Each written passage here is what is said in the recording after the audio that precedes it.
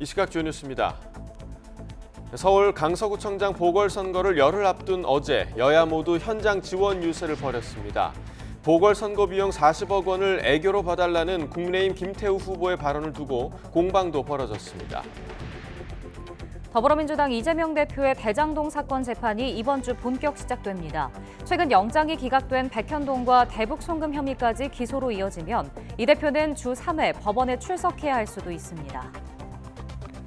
일본이 이번 주 목요일 후쿠시마 원전 오염수 2차 방류를 예고한 가운데 중국에 이어 러시아도 일본산 수산물 금수 조치를 검토하겠다고 나서 주변국들과의 마찰이 더욱 확대될 전망입니다. 인천국제공항에 있는 영종도와 육지를 연결하는 영종대교 통행료가 오늘부터 반값으로 인하됩니다. 영종도와 인근 섬 주민은 영종대교와 인천대교를 무료로 통행할 수 있습니다.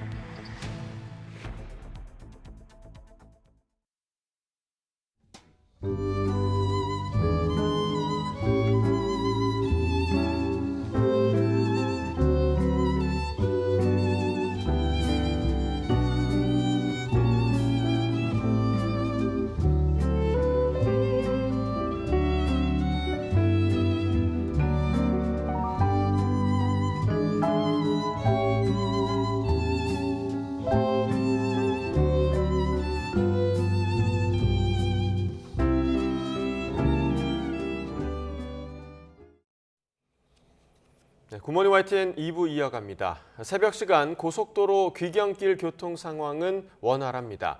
5시 기준 주요 지역 요금소에서 서울 요금소까지 걸리는 예상 시간은 부산은 4시간 반, 대구는 3시간 반, 광주 3시간 20분입니다. 추석 연휴 닷새째인 오늘은 전국에서 차량 484만 대가 움직일 것으로 예상됩니다. 귀경길 정체는 낮 12시쯤에 시작돼 오후 3시에서 4시쯤 가장 극심했다가 밤 10시에서 11시쯤 해소될 전망입니다. 고속도로 휴게소에서 SUV 차량이 귀경길 휴식을 위해 휴게소에 들른 부부를 덮쳐 부인이 숨지고 남편은 크게 다쳤습니다. SUV 차량은 휴게소에 주차된 차량 석 대도 들이받고 멈춰섰는데 이 차량을 운전한 70대 남성은 급발진을 주장하고 있습니다. 보도에 엄윤주 기자입니다. SUV 차량 앞부분이 완전히 부서졌습니다. 사고 지점 주변에는 접근을 막기 위해 안전고깔이 놓여 있습니다. 어제 저녁 7시쯤 충북 청주시 중부고속도로 서울 방향 오창 휴게소에서 70대 남성이 몰던 SUV 차량이 보행자 2명을 치었습니다. SUV 차량은 인근에 주차된 차량 석 대도 들이받고서야 멈춰섰습니다. 이 사고로 귀경길 휴식을 위해 휴게소에 들른 50대 여성이 숨졌고 여성의 남편도 크게 다쳐 병원으로 옮겨졌습니다. 이제 차량이 출발하면서 앞에 걸어가던 보행자 둘 치고 주차차량 치고 그런 거예요. 그 부부가 걸어가다가 부인분이 돌아가셨어요. 사고를 낸 SUV 운전자는 음주 상태는 아닌 것으로 확인되는데 경찰에 급발진을 주장하고 있는 것으로 알려졌습니다. 경찰은 차량 블랙박스를 확보해 정확한 사고 경위를 조사하고 있습니다. 사고 차량은 국과수로 보내 급발진 여부도 확인할 방침입니다. 어제 오후 5시 40분쯤엔 경남 진주시 명성면에 있는 단독주택에서 불이 났습니다. 거주자는 대피해 인명피해는 없었지만 주택은 완전히 탔습니다. 소방은 보일러실에서 불이 시작된 것으로 보고 정확한 화재 원인을 조사하고 있습니다. 비슷한 시각 서해안고속도로 목포 방향 운산터널 인근을 달리던 화물차에서 불이 났습니다. 운전자는 대피해 다친 사람은 없었지만 사고 수습 여파로 한때 차량 정체가 빚어졌습니다. YTN 엄윤주입니다. 인천국제공항에 있는 영종도와 육지를 연결하는 영종대교 통행료가 오늘부터 큰 폭으로 인하됩니다.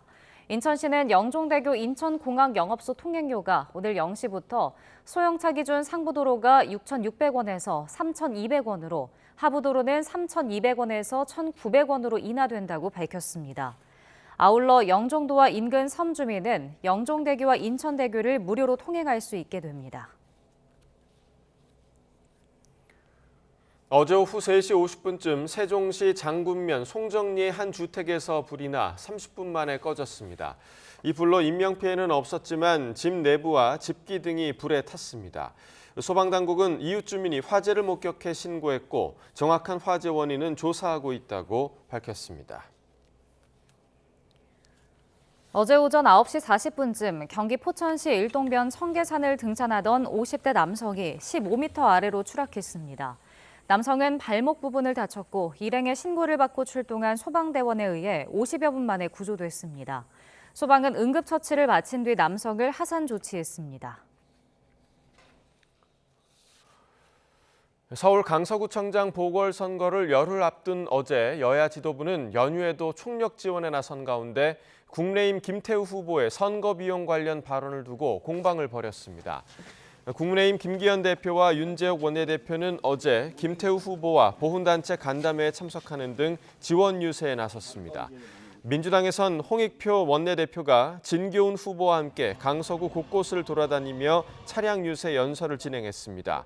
김태우 후보의 보궐선거 비용 관련 발언 논란에 대해 윤 원내대표는 공익제보자로서 공적 사명감을 가지고 한 일이지 개인 비리가 아니라며 일축했지만 홍 원내대표는 40억 원이 어디 애들 장난이냐며 강하게 비판했습니다. 더불어민주당 이재명 대표의 대장동 사건 재판이 이번 주부터 본격적으로 시작됩니다. 최근 영장이 기각된 백현동과 대북송금 혐의까지 기소로 이어지면 이 대표가 주 3회 법원에 출석해야 할 수도 있다는 전망이 나옵니다. 김철희 기자가 보도합니다. 지난달 27일 법원이 16시간에 걸친 심사 끝에 더불어민주당 이재명 대표의 구속영장을 기각했습니다. 당시 이 대표는 재판부가 인권의 최후 보류 역할을 해줬다며 감사를 표했습니다. 대한민국의 헌정 질서를 굳건하게 지켜주시고 현명한 판단을 해주신 사법부에 다시 한번 깊이 감사드립니다. 하지만 이 대표가 이른바 사법 리스크를 완전히 떨쳐낸 것은 아닙니다. 당대표 신분을 유지하면서 불구속 상태로 여러 재판을 동시에 소화해야 하는 처지이기 때문입니다. 당장 오는 금요일엔 대장동 재판의 첫 공판이 열리고 일주일 뒤인 오는 13일엔 공직선거법 위반 사건 재판도 예정돼 있습니다. 2주 연속 법원을 찾아야 하는 건데 대장동 재판이 본격화한 만큼 더 자주 법정에 나와야 할 가능성이 큽니다. 실제로 앞서 대장동 사건 재판부가 사안이 특수한 만큼 주 2회 진행은 생각해야 한다면서 이 대표가 출석한 상태에서 재판을 진행하겠다는 의지를 강하게 밝히기도 했습니다. 여기에 최근 영장이 기각된 백현동 대북송금 사건까지 기소로 이어질 경우 이 대표가 한 주에 3번 이상 법원에 출석해야 하는 상황이 벌어질 수도 있습니다. 가장 먼저 기소된 공직선거법 재판이 이미 13개월째 이어져 오고 있고 대장동 성남FC 사건은 기소 7달 만에야 본격적인 공판에 돌입한 걸 고려하면 이 대표 사법 리스크 논란은 한동안 수그러들지 않을 것으로 보입니다. YTN 김철입니다.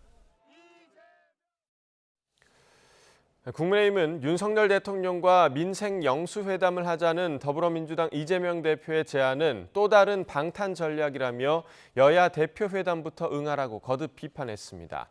강민국 수석 대변인은 논평에서 아직 벗어나지 못한 이 대표의 사법 리스크에 집중된 여론을 희석하려는 얄팍한 속셈이라며 이같이 밝혔습니다. 이어 이 대표가 진짜 민생을 위한다면 자신의 체포동의안 가결로 90개가 넘는 법안이 국회 문턱을 넘지 못한 상황에 대해 사과하고 일하는 국회를 회복하는 게 우선이라고 강조했습니다.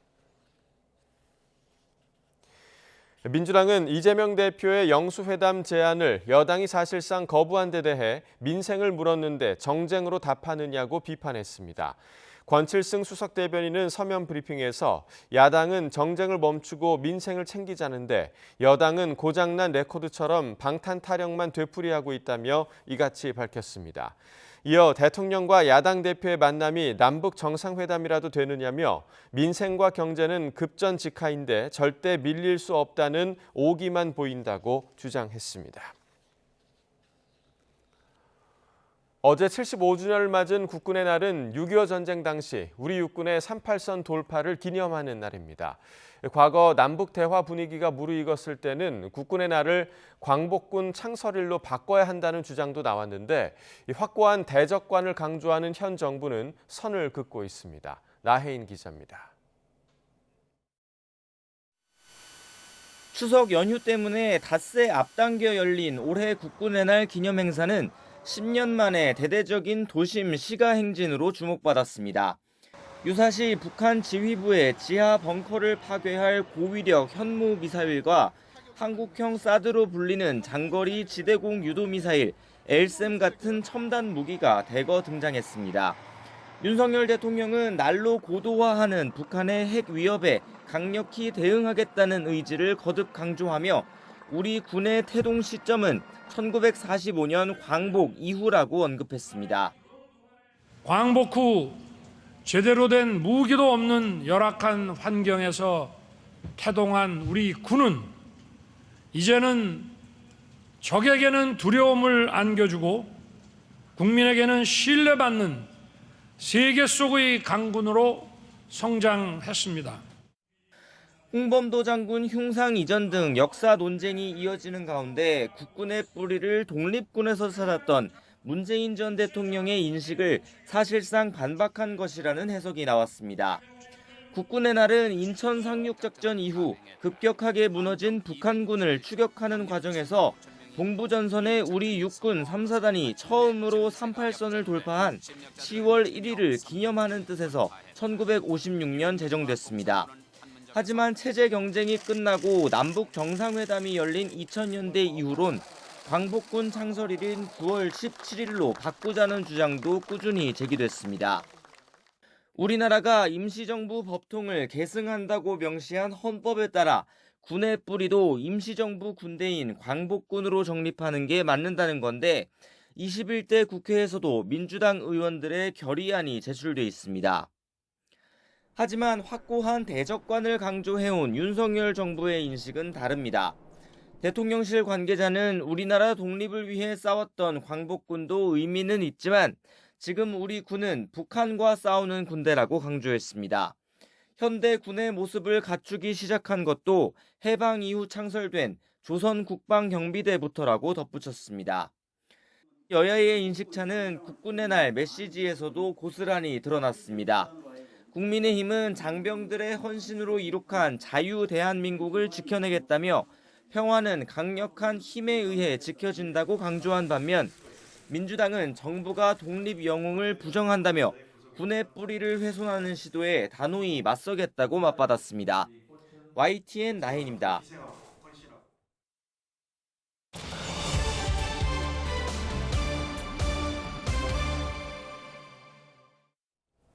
우리 경제의 현주소와 나아갈 방향을 짚어보는 YTN 기획 시리즈입니다. 오늘은 우리 경제의 가장 뜨거운 곳으로 거론되는 건설 부동산 분야를 살펴보겠습니다. 자재값 인상에 분양시장 침체로 문 닫은 건설사가 17년 만에 최대를 기록했을 정도입니다. 먼저 윤혜리 기자가 보도합니다.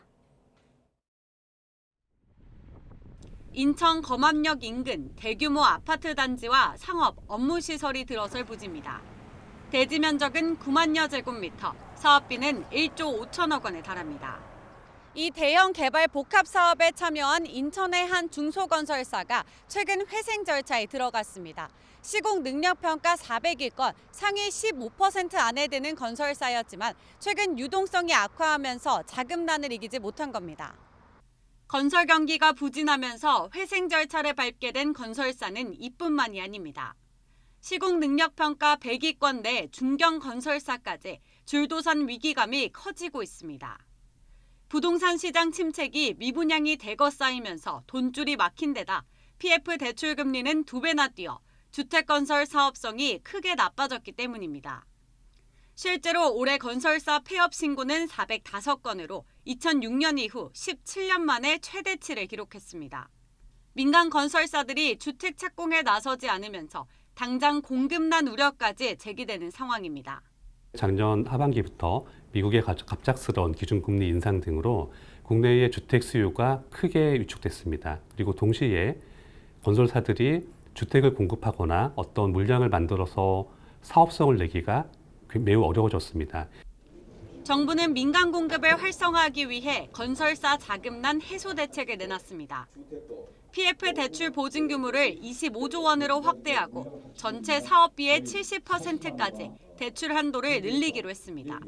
앞으로 이런 대주단 협의회 또 우리 당국과 금융기관 간의 우리 협의회 이미 구성이 돼 있는데 이 부분을 정기적으로 가동을 하면서 앞으로 이 자금 지원과 관련된 애로사항을 지속적으로 발굴해서 개선하도록 하겠습니다. 전문가들은 하지만 지금은 부실 사업장을 솎아내는 옥석 가리기가 필요한 시기라고 진단합니다. 그런 만큼 우량 사업장을 중심으로 금융 지원이 이뤄져야 PF 대출 부실로 인한 더 큰 화를 피할 수 있다고 조언합니다. YTN 윤혜리입니다. 특히 지방의 경우는 중소건설사들의 폐업이 잇따르고 있습니다. 분양시장도 서울 수도권과 지방의 양극화가 심화하는 모습입니다. 하반기 시장 전망에 대해 이동호 기자가 짚어봤습니다. 서울 강남구 압구정동 한 아파트. 전용 면적 161제곱미터가 지난달 53억 원에 거래되며 신고가를 기록했습니다. 직전 최고가는 2019년 11월 36억 원이었는데 3년 9개월 만에 17억 원 뛴 것입니다. 서울 성수동 주상복합 전용 241제곱미터도 2021년 84억 5천만 원에서 지난달 100억 원으로 15억 5천만 원 오르며 신고가를 경신했습니다. 이외에도 서초구 반포동과 강남구 대치동, 여의도 등 다른 아파트들도 신고가를 속속 갈아치우고 있습니다. 최근 거래된 서울 아파트 10건 가운데 한 건은 신고가입니다.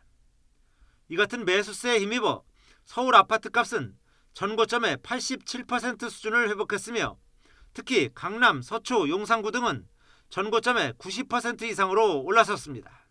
주택 공급 물량 부족과 분양시장 호조세, 서울 중심으로 전세 가격이 오르고 있기 때문에 이러한 상승 흐름은 하반기에도 이어질 것으로 예상됩니다. 집값 상승세에 힘입어 서울 아파트 신규 분양은 높은 경쟁률 속에 완판 행렬을 이어가고 있습니다. 건설 자재비와 인건비 급등에 따라 서울 아파트 평균 분양가도 3.3제곱미터당 3,700만 원을 넘기며 5개월 만에 44%나 올랐습니다. 하지만 지방의 경우 심각한 미분양에 시달리며 양극화가 점차 심화되는 양상입니다. 전문가들은 하반기엔 수도권도 집값 상승세에 제동이 걸릴 가능성이 높다고 전망합니다. 역전세난이 계속되는 데다가 고금리의 특례 보금자리론 같은 일부 대출 상품 판매가 제한되기 때문에 수요가 둔화될 수가 있고요. 하반기에는 피부로 느끼는 상승세는 상반기보다는 주춤할 것으로 예상이 됩니다. 수도권 위주의 가격 상승 흐름은 이어질 수 있겠지만 연초에 비해 급매물이 소진됐고 경기 둔화 이슈가 있어서 가격의 상승 흐름이나 거래량은 제한적일 것으로 판단됩니다. 하지만 공사비 급등에 따라 주택 착공은 지난해보다 절반 이상 급감했고 인허가는 30%, 분양도 44%나 감소해 2, 3년 뒤에 집값이 급등할 가능성도 제기됩니다. 정부는 이에 따라 주택 공급 촉진 대책을 발표했지만 실제로 시장에서 효과를 발휘할 수 있을지는 좀 더 지켜봐야 할 것으로 예상됩니다. YTN 이동호입니다. 자영업자와 소상공인 95% 가까이가 최근 물가 상승에 부담을 느끼고 있다는 조사 결과가 나왔습니다. 더불어민주당 서영교 의원실이 엠브레인 퍼블릭에 의뢰해 전국 자영업자와 소상공인 300명을 대상으로 지난 25일부터 이틀 동안 조사한 결과 전체 94.6%가 물가 상승에 따른 사업장 운영 부담이 있다고 답했습니다. 경제 상황 전반에 대해서도 비관적인 전망이 높았습니다. 지난해보다 경기가 나빠졌다는 답변은 80%, 특히 많이 나빠졌다는 응답이 전체 절반을 차지했습니다. 내년 경제 상황에 대해서도 49.7%가 더 나빠질 것으로 내다봤고 더 좋아질 거라고 본 자영업자는 11.6%에 머물렀습니다. 사람보다 사슴이 더 많이 사는 섬이 있습니다. 바로 전남 안마도인데요. 작물을 싹쓸이하고 묘지도 파헤쳐 피해가 이만저만이 아닌데 딱히 해결할 방법이 없습니다. 참다 못한 주민들이 국민권익위원회에 도움을 청했습니다. 보도에 이승배 기자입니다. 사슴들이 해안가를 걷다 바다로 뛰어듭니다. 줄 맞춰 헤엄을 쳐서 반대쪽 섬으로 넘어갑니다. 한두 번 해본 솜씨가 아닙니다. 뒷산에선 사슴들이 풀을 뜯어먹습니다. 뿔 달린 아빠 사슴도 새끼를 데리고 왔습니다. 전남 영광에서 배로 2시간 떨어진 안마도, 또 다른 이름은 사슴섬입니다. 주민은 150명인데 사슴은 600마리가 넘습니다. 주변 섬까지 합치면 1000마리가 될 거라고 주민들은 말합니다. 지난 1985년쯤 한 주민이 녹용을 팔려고 데려와 키웠는데 상품 가치가 떨어지자 버렸습니다. 그 뒤로 숫자가 급격히 늘어났고 이젠 골칫거리가 됐습니다. 킬 욕심으로 이제 가져왔는데 이게 하다 보니까 이게 한두 마리가 이렇게 늘어나다 보니까 그냥 엄청 늘어나 버린 거예요. 그리고 여기 것만이 아니고 이게 수영해서 다녀요. 텃밭에 심은 작물을 닥치는 대로 먹어치우고 묘지도 파헤치기 때문입니다. 그물망을 쳐놔도 소용이 없습니다. 사슴이 못 뛰어넘을 정도로 그렇게 지금 전부 울타리를 쳐놓고 있거든요.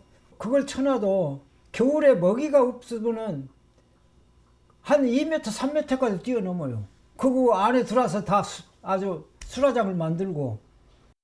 현행법상 사슴은 가축이라 잡지도 못합니다. 정부와 지자체에 물어봐도 딱히 방법이 없자 주민들이 국민권익위원회에 연락했습니다. 먼저 여론조사를 해봤는데 국민 4,600명 중 70%가 이 정도면 야생동물이라고 봐야 한다고 답했습니다. 이번처럼 야생화된 가축이 피해를 줄 경우 특정 지역에 한해 유해동물로 인정해야 한다는 의견도 72%에 달했습니다. 총으로 쏴서 잡자는 답도 60%가 넘었습니다. 일본 미야지마처럼 사슴을 관광자원으로 활용하자는 의견도 나왔습니다. 권익위는 여론조사 결과를 바탕으로 이번 달 초 관련 부처, 환경 전문가와 함께 해법을 찾을 생각입니다. 사람의 잘못으로 시작된 문제인데 동물의 생명을 빼앗는 것이 타당하냐는 비판도 나옵니다. 맞는 말입니다. 사람과 동물이 상생하는 솔로몬의 지혜가 나올지 관심이 쏠립니다. YTN 이승배입니다.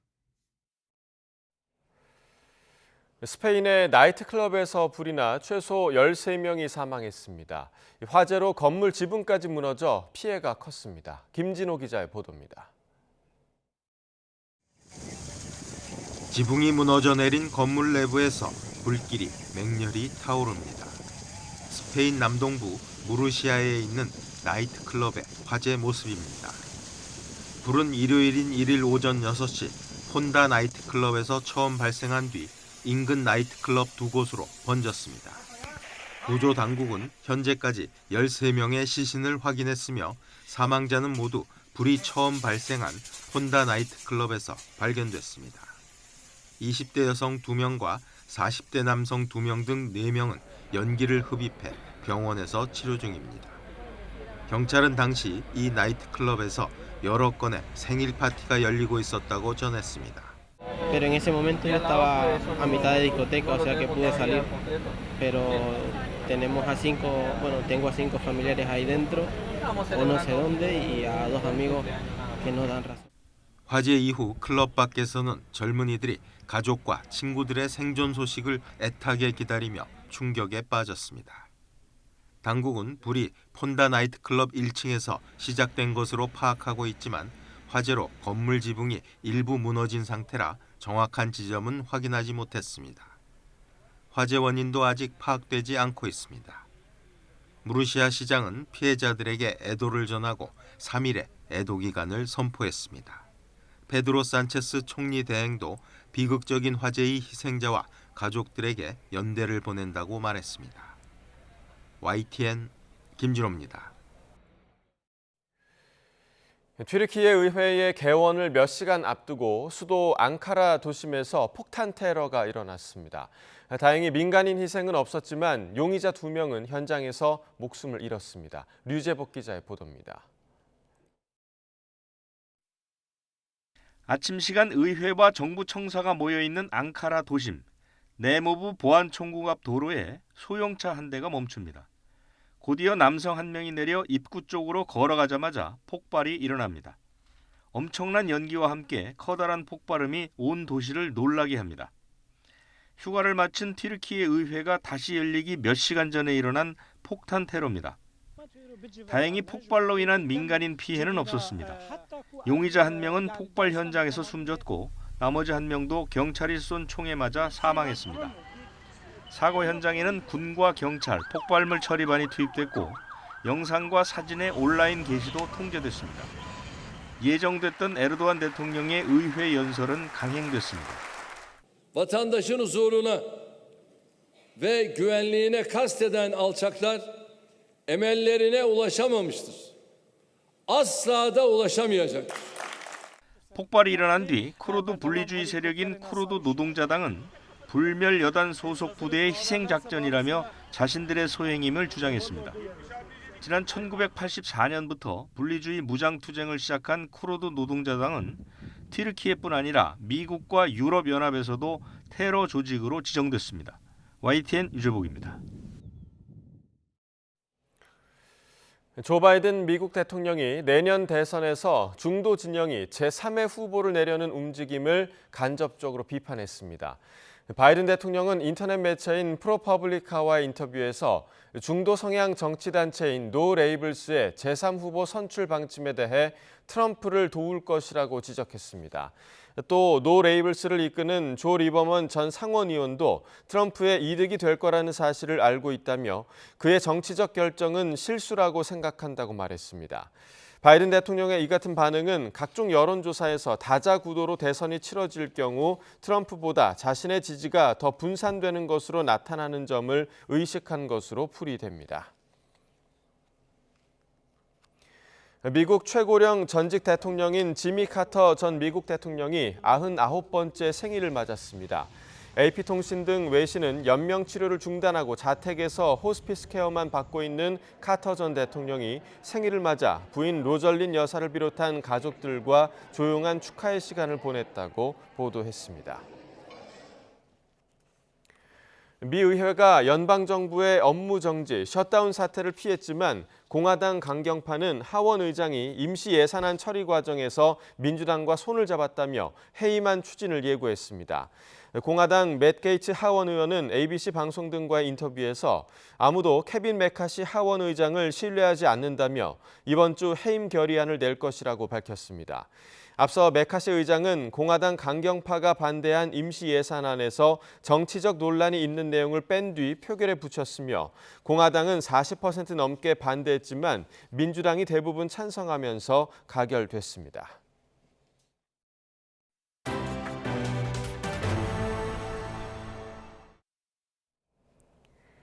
최근 전직 대통령들의 현안 관련 발언이나 현장 방문 등 정치적 행보가 전례 없이 이어지고 있습니다.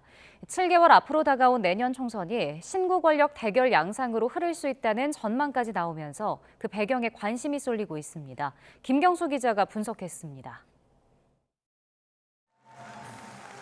잊힌 삶을 살겠다던 애초 다짐과는 달리 문재인 전 대통령은 전직 대통령 중에서도 유독 도드라진 행보를 이어가고 있습니다.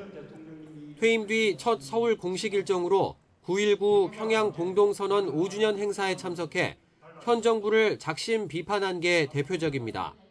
문재인 정부는 거의 모든 경제 지표가 지금보다 좋았습니다.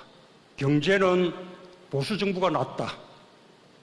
이런 조작된 신화에서 이제는 벗어날 때가 되었다는 것을 장기간 단식으로 입원했던 민주당 이재명 대표를 직접 찾아간 것도 역사 문제 등 주요 현안에 꾸준히 메시지를 낸 것도 정치적 의미가 적지 않다는 분석입니다. 통계 조작 의혹과 원전 문제 등 전 정부를 향한 현 정부의 수사와 감사 탓에 문 전 대통령이 전면에 나설 수밖에 없다는 게 측근들의 해석입니다. 검찰을 통한 뒤집기라든지 이런 것들을 통해서 자꾸 전임 대통령을 정치 한복판으로 끌어들이는 짓은 멈춰야 된다. 정권 초반 윤석열 대통령의 비교적 낮은 지지율과 이재명 대표의 사법 리스크 등이 맞물리면서 문 전 대통령에게 일정 부분 정치적 공간이 열린 것도 영향을 미친 것으로 보입니다. 내년 총선을 앞두고 박근혜 전 대통령이 시장 방문이나 언론 인터뷰 등으로 접촉면을 늘리고 있는 것도 주목할 필요가 있습니다. 주민 여러분들 오래전부터 한번 뵈려고 그랬는데 건강도 안 좋고 뭐 이런 일도 많이 늦어졌어요. 근데 이제 추석이 가까워서 추석 장도 볼 겸 이른바 과거 친박 인사들의 총선 출마는 자신과 관련 없다고 선을 그었지만 나라에 조금이라도 도움되는 일은 하겠다고 밝혀 여지를 남겼습니다. 여당의 전통적 강세 지역에서 박 전 대통령 영향력이 여전한 것으로 평가되는 터라 국민의힘 지도부도 신경 쓰는 분위기가 역력합니다. 보수가 대단합을 해야 된다. 대단합을 해야 된다는 차원에서 박근혜 전 대통령께서 가지고 있는 많은 그런 과거의 경험이나 또 가지고 있는 영향력 이런 것들을 함께 대동단결할 수 있도록. 지난해 사면 이후 첫 공개 연설에서 자신의 수감 생활을 오지 여행에 빗댄 이명박 전 대통령 또한 외부 행보의 대열에 합류했습니다. MB정부 출신 인사가 현 정부에 중용되는 사례가 잇따르면서 이 전 대통령의 일거수일투족에도 관심이 집중되고 있습니다. 정치활동 재개한 거라서 해서 나는 총선에도 나는 관심이 없고 나는 나라가 잘 됐으면 좋겠다. 대놓고 정치 참여를 선언하진 않았지만 전직 대통령들의 움직임이 내년 총선에 어떤 식으로든 영향을 미칠 거란 관측이 정치권에선 적지 않습니다. 여야 각 진영이 총력전을 펼친 지난 대선은 0.73%포인트 차이 초박빙으로 승부가 갈렸습니다. 최근 여야 극한 대치도 이 때문이란 분석이 많은데 사실상 대선 연장전에 마침표를 찍을 내년 총선에서 전직 대통령들의 행보가 어떤 파장을 일으킬지 또 하나의 관전 포인트가 되고 있습니다. YTN 김경수입니다. 상속 재산을 두고 가족 간의 법정 소송을 벌이는 사례가 최근 10년 사이 60% 가까이 늘어난 것으로 확인됐습니다. 유일한 대안은 법적으로 인정받을 수 있는 유언장을 미리 작성하는 건데 현행법상 절차가 복잡해 제도 개선이 필요하다는 지적이 나오고 있습니다. 박기환 기자의 보도입니다. 60대 여성 A씨는 지난 2021년 1월 아버지가 돌아가신 뒤 슬픔을 채 걷어내기도 전에 황당한 일을 겪었습니다. 어머니와 남동생이 자신과 여동생을 상대로 그동안 아버지의 병간호에 기여했다는 이유로 아버지가 남긴 아파트 한 채의 소유권을 더 가져가겠다며 소송을 건 겁니다. 법원은 특별히 더 부양했다고 볼 수 있는 증거는 없다며 A씨의 손을 들어줬지만 한 번 틀어진 가족관계는 쉽게 되돌리기 어려웠습니다. 유언장 형식의 유언을 해서 남겨두었다면 자식들은 그것을 따랐겠죠. 그리고 그 유언대로 했다면 굳이 가족 간에 서로 원한을 사게 되는 소송 절차까지 가지 않았을 겁니다. 이처럼 유산을 둘러싼 가족 간 법정 분쟁은 꾸준히 증가하고 있습니다. 실제로 법원에 접수된 상속 관련 사건은 지난 2012년 3만 2천여 건에서 지난해 5만 1천여 건으로 10년 만에 60% 가까이 급증했습니다.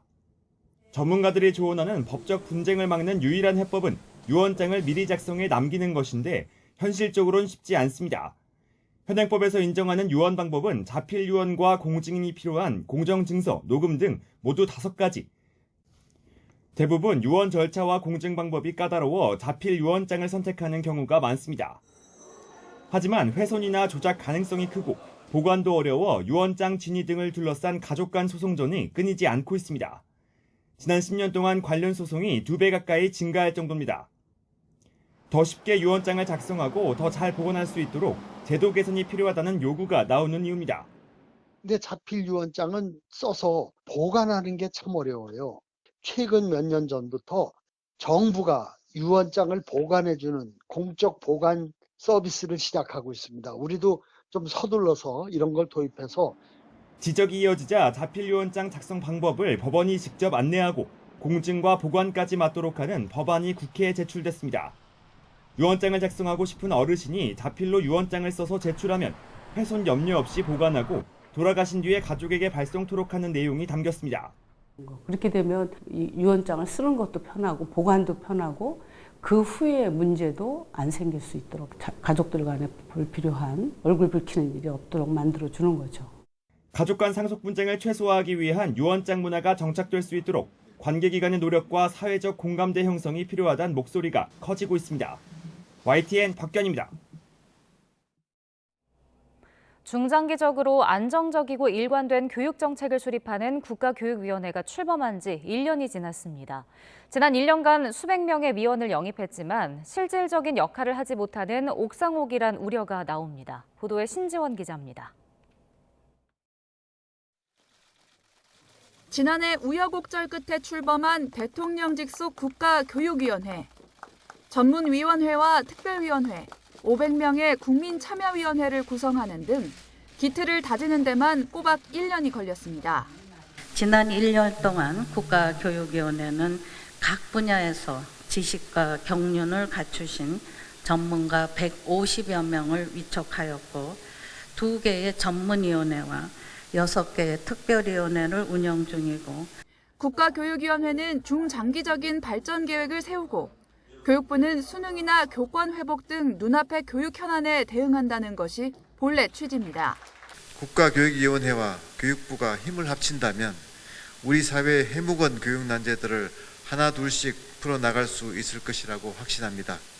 특히 백년지 대계의 관점에서 교육의 비전을 세우고 그러나 내부에서는 교육 정책 방향을 제시해야 할 국가교육위원회가 사실상 교육부의 그 역할을 위임하고 있다는 비판이 나오고 있습니다. 2028 대입제도에 대한 의사결정 권한을 갖고 있다고 보기 힘들고 교육부 안을 추인하겠다라는 그런 태도를 보이더라고요. 그다음 입시제도 개편에 대해서는 국가교육위원회에서 관여하겠다 그러는데 지금 국가교육위원회 위원들은 다 임기가 끝나는 거거든요. 전문위원과 특별위원회 선발 기준이 모호하고 위원들의 참여도가 낮은 점도 문제입니다. 전문위원회가 만들어지면서는 같이 참여를 하긴 했는데 그 회의 시간이 잘 안 맞아가지고 잘 못 갔어요. 네, 저희 한 2번밖에 못 가가지고. 전문위와 특별위, 국민참여위원회까지 현재 9개 위원회에 소속된 위원만 600여 명. 그러나 이를 아우를 만한 예산과 직원은 턱없이 부족합니다. 그런 위원회가 구성되어 있어도 실제적으로 실무를 보실 분들이 부족한 걸로 제가 알고 있어요. 그러다 보니까 이분들을 이끌고 보완해주는 실무위원들이 없으시면 제 역할을 해내시기는 어려울 거라고 생각을 합니다. 장기적인 교육정책 방향을 제시해야 할 국가교육위원회가 출범한 지 1년이 지나도록 정작 국가의 백년지대계는 첫발조차 떼지 못했다는 평가입니다. YTN 신지원입니다. 그동안 흉악범들의 신상 공개가 결정되더라도 범죄자의 동의 없이는 현재 얼굴이 아닌 과거 사진만 공개돼 실효성이 없다는 지적이 꾸준히 제기됐었는데요. 국회에서 이른바 머그샷을 공개하는 법안이 본회의 통과를 앞두고 있어 내년부터는 신상 공개가 결정된 흉악범들의 현재 얼굴 공개가 가능할 전망입니다. 하지만 범죄 예방 효과나 위헌 등의 논란도 여전합니다. 윤웅성 기자가 보도합니다. 전 남편을 살해하고 시신까지 훼손한 고유정은 머리로 얼굴을 완전히 감췄고 과외앱을 통해 만난 여성을 살해한 정유정은 모자와 마스크로 중무장했습니다. 흉악범죄를 저질러 신상 공개가 결정되더라도 이렇게 얼굴을 가려버리면 현재 모습과 다른 과거 사진만 공개돼 실효성이 떨어진다는 지적이 거듭 제기됐습니다. 그러나 피의자 동의 없이는 수사기관이 촬영한 이른바 머그샷을 공개할 수 없는 현행법상 한계가 있었습니다. 내년 초에는 흉악범죄자들의 현재 모습 공개가 가능할 전망입니다. 최근 흉기난동 등 강력범죄가 잇따르며 탄력을 받은 머그샷 공개 법안이 국회 본회의 통과를 앞두고 있기 때문입니다. 법안은 신상 공개 결정 시점을 전후해 30일 이내에 촬영된 얼굴을 피의자 동의 여부와 상관없이 공개하도록 합니다. 살인과 성범죄, 강도 등의 피의자로 제한됐던 신상 공개 대상도 내란과 방화, 마약범죄까지 대폭 확대됩니다. 부산 돌려차기 사건 피고인처럼 이미 재판을 받고 있을 때는 신상 공개를 할 수 없었던 문제를 개선해 재판 도중에도 가능해집니다. 다만 신상 공개를 통지한 날부터 닷새 이상 유예 기간을 두도록 해 경찰 수사 단계에서 신속히 공개하는 건 쉽지 않을 전망입니다. 정부는 국민의 알 권리가 보장되고 범죄 예방 효과도 커질 것으로 기대하고 있습니다. 역시 신상정보 문제도 피해자의 인권 그리고 국민들의 인권의 면에서 충분히 고려될 필요가 있는 부분이라고 생각합니다. 하지만 논란도 여전합니다. 머그샷을 공개한다고 실제로 흉악범죄가 줄어드는지 검증되지 않았고 여론에 따른 수사와 재판이 이뤄지면서 무죄 추정 원칙에도 어긋난다는 겁니다. 우리 헌법상의 무죄 추정 원칙에 반한다는 비판은 늘상 제기되는 부분들이고요. 무엇보다도 이걸 통해서 얻는 범죄 예방 효과가 뚜렷하지 않다. 미국과 일본 등에서는 머그샷 공개를 비교적 폭넓게 허용하고 있지만 독일은 철저하게 신상을 보호하는 등 해외에서도 의견이 분분합니다. 법무부와 검찰, 경찰은 머그샷 공개 법안이 통과되면 구체적 절차 등을 담은 하위 법령과 제반사항 준비에 착수할 계획입니다. YTN 윤웅성입니다. 금융권에서 직원들의 횡령이 매년 잇따르는 가운데 5대 시중은행 중 하나인 농협에서는 지난 6년간 횡령 사고 264건이 발생한 것으로 드러났습니다. 이 농협이 이런 횡령 사고를 적발하기까지는 평균 3년 3개월이 걸렸는데 내부 통제에 허점이 있는 것이 아니냐는 지적이 나옵니다. 안동준 기자의 보도입니다. 지난해 6월 YTN이 단독 보도한 경기 파주시 지역농협 횡령 사건. 재고 관리를 담당해온 30대 직원 A씨는 지난 2018년 5월부터 회계장부를 조작하는 방식으로 차액을 빼돌려왔습니다. A씨는 이렇게 수년 동안 90억여 원을 횡령했는데 농협 측은 최초 범행으로부터 4년이 지난 뒤에야 감사에 착수했습니다. 이 사건을 포함해 지난 2017년부터 지난달까지 지역 농협과 농협은행에서 발생한 횡령 사건은 모두 264건입니다. 횡령액을 합치면 594억 원이 넘지만 이 가운데 59%만 회수됐습니다. 또 사고 액수 상위 10건으로 좁혀보면 농협 측이 횡령 사실을 인지해 감사에 들어가기까지 걸린 시간은 평균 39개월로 나타났습니다. 사고를 좀 더 빨리 인지했다면 횡령액이 불어나는 걸 막는 건 물론 사적으로 유용하기 전에 더 많이 회수할 수 있었을 거라는 비판이 나옵니다. 돈의 쓰임에 대해서 흐름을 안다면은 이렇게 큰 엄청난 횡령이 저는 있을 수 없다고 봅니다. 그런데 그 시스템이 지금 작동이 안 되고 있기 때문에 이 농협과 축협의 이런 횡령이 저는 있다. 이에 대해 농협 측은 직원들의 횡령 사실을 빠르게 파악하는 데 현실적인 한계가 있다고 해명했습니다. 지역 농협을 포함하면 수천 곳에 이르는 지점을 매일같이 관리하기에는 인력도 시간도 부족하다는 겁니다. 또 전산으로 상시 감시를 하더라도 적은 금액을 장기간 빼돌리는 눈속임까지 적발해내는 건 쉽지 않다고 덧붙였습니다. 그러나 신뢰가 생명인 금융권에서 횡령 사고가 끊이지 않는 가운데 마냥 개인의 일탈로 치부하기보다는 범행을 사전에 방지할 수 있도록 내부 통제를 정비해야 한다는 지적입니다. YTN 안동준입니다. 민군 겸용공항으로 태생적 한계를 아는 청주국제공항이 새 전기를 맞게 됐습니다. 공군과 항공청이 협의 끝에 항공기 이착륙 횟수를 늘리기로 한 건데요. 국제선 확대와 인프라 확충에도 활로가 트일 전망입니다. HCN 충북방송 유소라 기자입니다.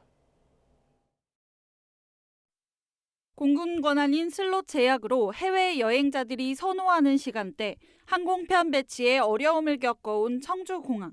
항공청과 공군 간 협의로 시간당 이착륙 횟수가 최대 8회까지 늘면서 일주일에 168회, 연간 8,760회를 추가로 운항할 수 있게 된 겁니다. 항공사 측은 기대감을 드러냈습니다.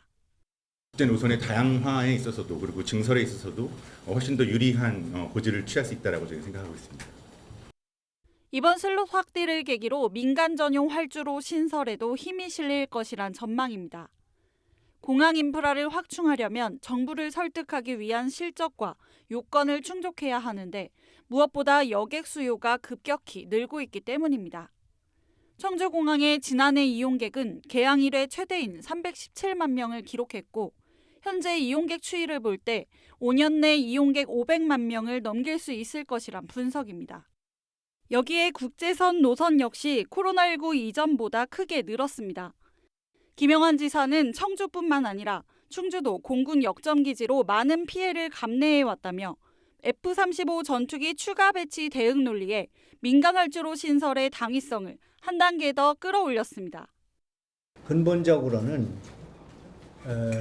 이 나라의 지금 공군 활주로를 청주와 충주가 거의 전담하기 하고 있는 듯한 그런 정도의 이런 부담을 우리 충청북도가 감내하는 것은 어려운 일이라고 생각합니다.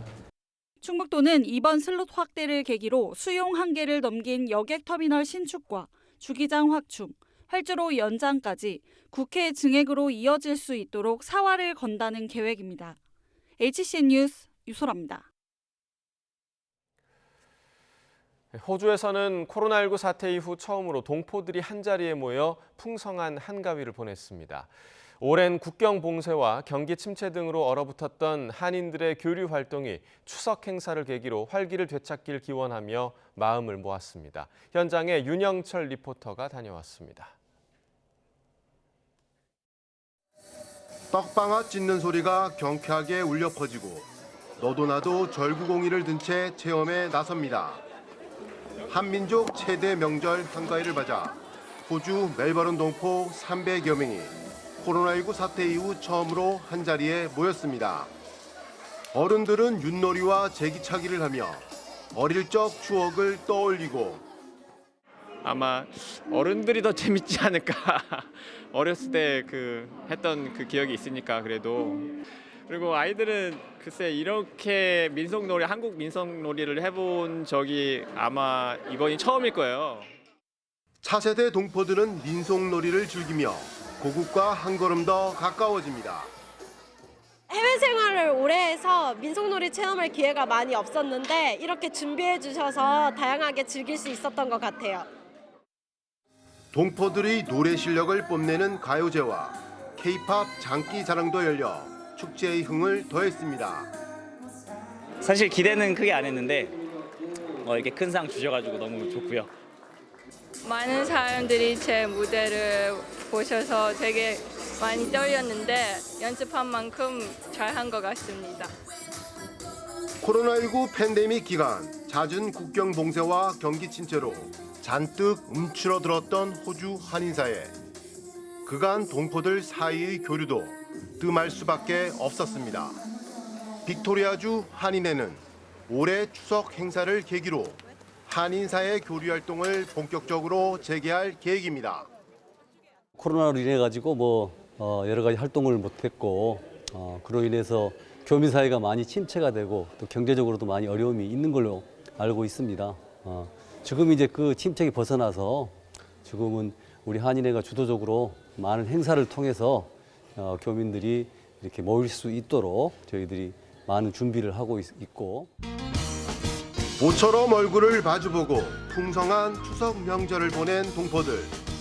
더도 말고 덜도 말고 한가위만 갖길 바라며 한인 사회의 활기가 넘쳐나길 한마음으로 기원했습니다. 호주 멜버른에서 YTN월드 윤영철입니다. 전라남도 고흥 소록도에서 40여 년 동안 한센인들을 돌보다가 건강 악화로 고향 오스트리아로 귀국했던 소록도 천사 마가렛 피사렉 간호사가 88세를 일기로 선종했습니다. 천주교 광주대교구 소록도 성당에 따르면 마가렛 간호사는 지난 29일 오후에 오스트리아 인스부르크의 한 병원에서 급성 심장마비로 운명했습니다. 마리안느 간호사와 함께 소록도에서 40년간 한센인을 위해 헌신했던 마가렛 간호사는 오스트리아로 귀국 후 단기 치매 등으로 요양원에서 지내왔습니다. 마가렛 간호사의 선종 소식에 소록도 성당에서 진행된 주일 미사에서는 고인의 헌신을 기리고 추모하는 시간을 갖기도 했습니다. 김영록 전남지사도 애도문을 통해 오래도록 함께 있어 주시길 바랐기에 안타까운 마음이 더욱 크다면서 전남도민의 마음을 모아 깊은 애도를 표한다고 밝혔습니다.